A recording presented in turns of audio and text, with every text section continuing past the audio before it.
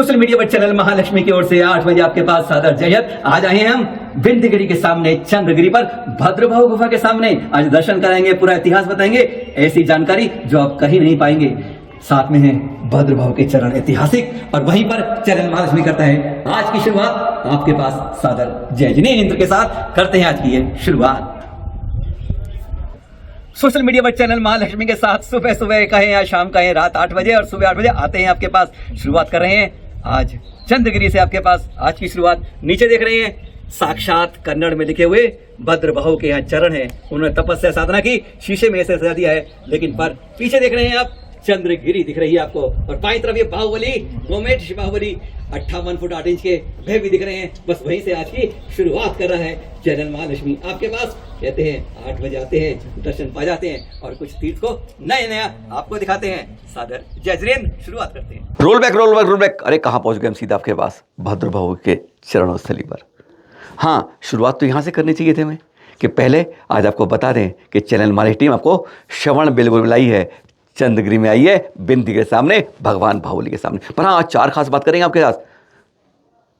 भरत सम्राट ने, चक्रवर्ती ने अपने छोटे भाई पर चक्र चला दिया था। यहाँ दिखाएंगे कैसे पश्चाताप में वह चट्टान के भीतर पहाड़ में गड़ गए हैं। यह चित्र देखेंगे आप। आज ये देखेंगे जहाँ चंद्रगुप्त ने खड़े होकर तीर चलाया था। आपने वह जगह देखी होगी कि जहाँ से वह विंध्यगिरी में तीर वहीं पहुँचा था। कहाँ? जब भगवान बाहुबली खड़े हैं। अरे आज वो भी दिखाएंगे आपको जहाँ देखकर गदगद हो जाते हैं। तप जहाँ किया, आज वहाँ इंसान फरिश्ते नहीं पहुँच पाते हैं। वहाँ जंगली जानवर तेंदुए जैसे आज घेरा डाल के बैठे हैं। फिर कैसे पहुँचेंगे वह दिखाएंगे। अरे हाँ, भद्रभाव के चरण दिखा देना वहाँ पजामा थे। आज वहाँ अंदर दिखाएंगे जहाँ उन्होंने तप किया था।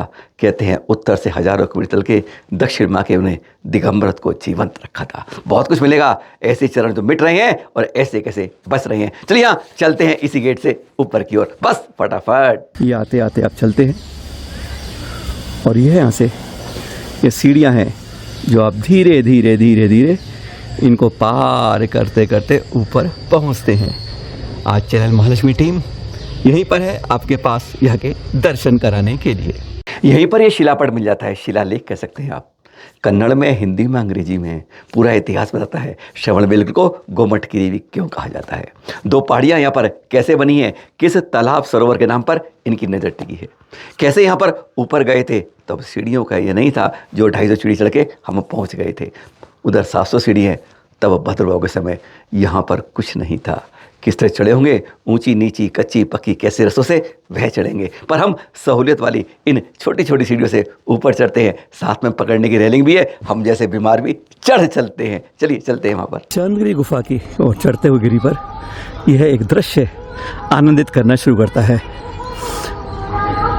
भगवान बाहुबली पर सूर्य जैसे सबसे पहले अभिषेक करने को यहाँ पर आतुर हो जाता है। ये देख रहे हैं आप चैनल महालक्ष्मी के साथ नीचे के दृश्य।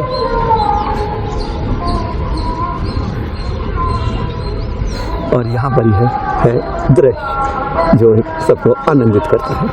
पहले द्वार के पास को पार करते हुए ये देख रहे हैं आप, नीचे ये सरोवर और ये है सारे भवन जहाँ पर दृश्य दिख रहे हैं। हल्के हल्के बादल जैसे ऊपर उठ रहे हैं, और सूर्य भी इस समय अपने तेज को लेने कर अपने को उत्प्रेरित कर रहा है कि मैं भी दर्शन को आज उन्मुख हो रहा हूँ। रोज होता हूँ, चाहे आप आएँ या ना आएँ। सीढ़ियाँ ख़त्म होते ही अब आगे से ये रैंप की तरह आप ढलान के अंदर आगे बढ़ते हैं चंद्रगिरी की ओर। विश्वास कीजिए, पैरों को साथ नहीं देने पर, क्योंकि रॉड लगी है ना, चढ़ नहीं पाते। पर यहाँ पहुँचते पहुँचते 200-250 सीढ़ी के लिए भी दम नहीं फूलता है। हैरानगी हो जाती है, पर नज़र तो हमारी दूसरी पहाड़ी पर जाती है। हाँ, वहीं पर चंद्रगुप्त जी द्वारा तप किया गया था। अभी तो हम नीचे चल रहे हैं। उस पहाड़ी पर जाने का रास्ता व्यवस्थापनों का बंद है, नो एंट्री है। कभी कभी वो जाते हैं पूरी कारण आज भी रात में वहाँ जिंदे, जी हाँ, जंगली जानवर आज भी हैं। तेंदुए भी आज भी देखे जाते हैं। ऐसे उस पहाड़ी पर इसलिए 3 साल से रास्ता बंद कर दिया है। कोई घटना ना हो, वैसे नहीं हुई है, पर जब ये सरकार द्वारा बताया गया कि यहाँ पर आज खतरनाक जानवर हैं, इसलिए उस एंट्री पर जहाँ तक, हाँ, वह जैन ध्वज लगा हुआ है, कभी कभी वह सजा के सफाई करते हैं और कुछ करते हैं, ध्वज लगा के रखते हैं, देखिएगा। पर यहाँ हम नहीं जा पाते हैं, नो एंट्री वहाँ पर इंसानों की, बस एंट्री फॉर जंगली जानवर। ये है आप चंद्रगिरी में ऊपर पहुंच गए, ये दर्शन कर रहे हैं आप इस समय चंद्रगिरी के, और इसी के सामने जब पड़ता है वह है विंध्यगिरी। देख रहे हैं आप, सूर्य जहाँ पर सबसे पहले, जी हाँ, उसे 12 साल का इंतजार नहीं करना पड़ता, बस सुबह होती है और वह अभिषेक को आतुर हो जाता है। सबसे पहले नहीं 12 साल, रोज का महामस्तकाभिषेक जैसे वह पाकर एकदम गौरव में अपना महसूस करता है, फिर चढ़ता है और फिर पश्चिम पे उतरता है। ये दृश्य है सुबह के, जब सूर्य अभिषेक के लिए विंध्यगिरी की ओर है और चैनल महालक्ष्मी टीम आपको दर्शन करा रही है यहाँ पर चंद्रगिरी के।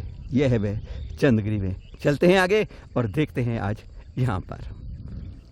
शांतिनाथ जिनालय के अब उस दूसरी जगह पहुंचते हैं जो सचमुच आपने आज तक नहीं देखी है। 3250 फुट ऊंचे भगवान बाहुबली पर किस तरीके से चक्र चलाया था, यह आज भी उनको महसूस हो रहा है। शिल्पकला की कला भी शिल्प है, क्या दिमाग है, क्या गजब है, क्या सोच है। कहते हैं यहाँ पर 58 फुट 8 इंच ऊंचे सामने बिल्कुल उनकी नज़र पड़ती है, जैसे उनके सामने नजरें झुकी इन भरत भगवान की रखती है। चट्टान तोड़ी नहीं है, लेकिन कहते हैं भरत तप के लिए जा रहे हैं, सर्वस्व छोड़ दिया है, लेकिन उसके बाद भी जमीन में गड़े जा रहे हैं, जंगा तक जमीन के भी। चट्टान, कठोर चट्टान के भीतर है, खंडित मूर्ति नहीं है, पर भरत भगवान कैसे अंदर उस पश्चाताप की गलनी में जैसे महसूस कर रहे हैं, अरे मैंने भाई बच रहे, कैसा हूं मैं चक्रवर्ती। शर्म आ जाती है जब विंध्यागिरी पर जाते हैं, नाम लिखने को जगह नहीं मिलती है। पर यह प्रतिमा उनकी तरफ खड़े खड़े बता रही है कि कभी भी किसी पर, भाई पर, मित्र पर बैर की भाव मत रखना, अपने सम्मान मान के लिए कभी ऐसा। यह गजब अजूबा प्रतिमा है जो हिंदुस्तान क्या विश्व में कहीं और नहीं मिलती है। शिलालेख लिखा है, वहाँ कुछ और लिखा है, क्या लिखा है सरकार ने वह भी पढ़ लेते हैं। बाईं तरफ शांतिनाथ बसदी के साथ दूसरा शिलालेख यह मिलता है कि शांतिनाथ बसदी के उत्तर में लोहे की रोलिंग से यह खंडित मूर्ति भगवान बाहुबली के बड़े भाई भरत की है। 10वीं सदी में यह दिगंबर रूप में इसको बनाया गया है अरिशनेमी कलाकार द्वारा, जो कि किस तरह से शिला में उकेरी गई है, यह एक आश्चर्य की बात है, क्योंकि जब इस प्रतिमा को देखते हैं तो यह प्रतिमा यहाँ पर खंडित दिखती है, जंगा के नीचे यहाँ पर दिखाई नहीं देती, और यह गंगा काल में बनी हुई है। और सामने जब जाते हैं तो वहाँ पर यह एक और इनकी भरत की प्रतिमा आपको अखंड बेगुलू में मिलती है, यानी सामने वाले विंध्यगिरी पर्वत पर। इस प्रतिमा के अंदर जंगा के नीचे देख रहे हैं आप, और कुछ खंडित को सही किया गया है। जब उन्होंने वैराग्यवाद किया तो वह सबके सर्वप्रिय बन गए थे, और यह है खंडित होने बाद किस तरीके से शिला के अंदर है, यह एक अचंभित बनता है। अरिशनेमी द्वारा बनाई गई है, और यहाँ पर जो शिलालेख लिखे गए हैं उन शिलालेख से इसके प्रमाण मिले हैं। यहाँ पर आपको जगह जगह इस तरह के शिलालेख यहाँ पर मिल जाएंगे, जिनको देखकर हम पढ़ सकते हैं, और उसी से भारतीय पुरातत्व विभाग ने इसके बारे में यहाँ पर लिखा है। 10वीं सदी के गंगा काल में बनी इस मूर्ति से सच बता दें, चैनल महालक्ष्मी नज़र नहीं उठी। साइड से खड़े होकर देखा तो साथ में भगवान बाहुबली की मुस्कुराहट की नज़र आ रही थी। हम इसी पर केंद्रित हो पा रहे थे कि कैसे ये ज़मीन में गढ़ी जा रही थी। ध्यान से देखा, यह खंडित नहीं है, गढ़ कैसे रही है, शिल्पकाल की सोच क्या है, नज़र कैसे पड़ी है, और उत्तंग रूप से इस दिगंबरत रूप में आज भी बरबस 1000 वर्ष बाद यूं ही खड़ी है। देखकर हैरान होते हैं। मान को कहते हैं मान स्तंभ देख के गलित होता है, अरे इनको देख के ही पश्चाताप होता है। हमने परिक्रमा लगाई, गजब के साथ थे, लोग देख रहे थे, पर कहते हैं आंखों में आंसू भी जैसे छलक रहे थे। दृश्य गजब के थे। एक बार आपने देखा होगा, एक बार नज़र तो लगाइए, यहाँ से टकटके से भरत से बाहुबली भगवान तक जाइए, हैरान हो जाएंगे, अंदर कुछ आत्मूर्ति कर पाएंगे। क्या कहा आपसे, चंद्रगुप्त ने इस पहाड़ी से लेकर उधर तीर मारा था तो विंध्यगिरी पे वहाँ गिरा था जहाँ 58 इंच ऊंचे उत्तंग भगवान बाहुबली खड़े हैं। पर यह स्थान जो आपको दिखा रहा है चैनल महालक्ष्मी, आपने आज तक नहीं देखा होगा। हमें यहाँ व्यवस्थापकों ने बताया या मुनीष दिव्य सागर जी थे, उनसे भी कुछ चर्चा सुनाएंगे आपको। उन्होंने बताया यही वह चट्टान के पीछे का आसान नहीं है, रास्ते में चलते ना उसके बाईं तरफ नीचे जाके जाना पड़ता है, आसानी से जा नहीं पाते। बस यहीं से चंद्रगुप्त ने वह तीर चलाया था जिसके कमान से गिरने के बाद तीर विंध्यगिरि में वहीं गिर पाया था जहां उत्तंग आज भगवान बाहुबली खड़े हैं। पहली बार दिखा रहे हैं चरण मार्ग को, शायद आपने आज तक इस स्थान को देखा नहीं हुआ। कहा जाता है जब निर्माण हुआ तो कर्मचारियों की हाजिरी लगती थी, वह कुछ इस तरह से यहाँ पर उकेरी हुई है, यानी कौन किस दिन आया कैसे आया, क्योंकि तब कागज पेन तो न थे नहीं, तब यह इस तरह से उकेर कर उनकी हाजिरी लगती थी। यह प्राचीन रूप से यहाँ पर जगह जगह आपको इस तरह से दिख जाएंगे हाजिरी के चित्र, और फिर इस तरीके से कवर किए हुए कई यहाँ पर आपको शिलालेख दिख जाते हैं जो ASI ने अब कवर किए हैं। इसमें किसी एक शिला के बारे में एक जगह से एक पट्टी लगाई है, उसको देखते हैं। हाजिरों की यहाँ एक बहुत लंबी कतारें यहाँ पर मिल जाती हैं चारों तरफ। इस चामुंडराय बस्ती के बहुत ज़्यादा कतारें हैं, यानी उस समय लगता है जब ये बनवाया गया तो यहाँ पर पूरी चट्टान पर चारों तरफ दूर दूर तक वह कतारें दिख जाती हैं।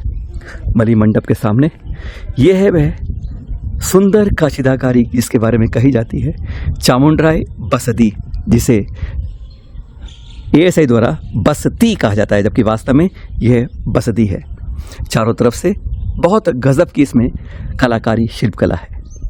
आइए चलते हैं और दर्शन करते हैं इस चामुंडराय बस्ती में नेमिनाथ भगवान की प्रतिमा के साथ। कोई इतिहास न बदले तो कहते हैं यह प्रमाण आज भी चट्टानों पर उकेरित हैं कि भद्रभाऊ अंतिम श्रुत केवली ने यहीं बैठकर इसी गुफा में तपस साधना की थी, और वह गुफा आज भी यहाँ पर सबसे ऊपर कहते 15वें जिनालय के रूप में विराजमान है। यह है भद्रभाऊ गुफा जो बहुत कम लोग जान पाते हैं। अंतिम श्रुत केवली भद्रभाऊ, श्रुत केवली भद्रभाऊ की गुफा। कहाँ उन्होंने तप किया, ध्यान किया, आज सोच सकते हैं वर्तमान में हमारे तीर्थ के अंदर आज वर्तमान के साधु कैसे रहते हैं। यह है वह गुफा, ऐतिहासिक।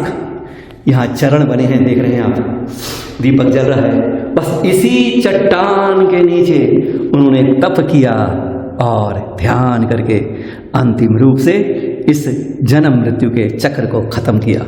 जो ये चरण है यहाँ पर मूल रूप से आपके सामने दीपक जल रहा है, और ये चरणों पर कुछ फूल हैं जो ये दर्शन कर रहे हैं। बस यहाँ आके हम गदगद हो जाते हैं, शांति की साधना पाते हैं। बहुत सुंदर, शांत, मनोरम, त्याग, तप साधना का केंद्र है। 5 मिनट बैठिए और ध्यान लगाइए तो आपको भी सचमुच इस संसार से अपने को विरक्ति होने लगी। आज का अनुभव यह बताता है, यानी आप अंदर जाएंगे तो नीचे की तरफ देखेंगे तो आखिर में मात्र 1.5 फुट की ऊंचाई रहती है।